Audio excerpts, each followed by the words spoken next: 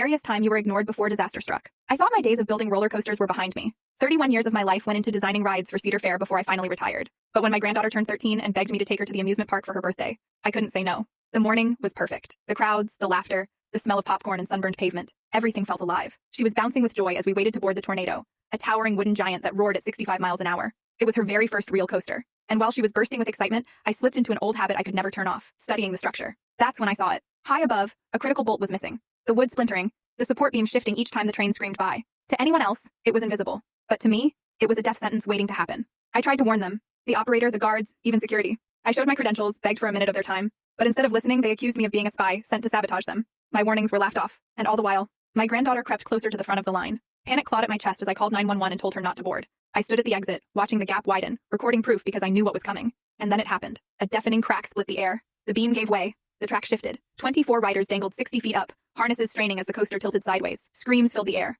Not the joyful kind, but the raw, broken ones that shake your soul. It took 6 hours, cranes, and fire crews to bring them down. By some miracle, no one died, though many were scarred forever. The investigation uncovered countless violations. People were fired, charges were filed, and the park shut down for months. They called me a hero, even offered me money to inspect their competition. But I turned it all down, because the truth is, I didn't care about the contracts, or the passes they later mailed me. All I cared about was that my granddaughter walked out alive, and that day, she learned just how close she came to never walking out at all. Sometimes being ignored is the most dangerous thing in the world.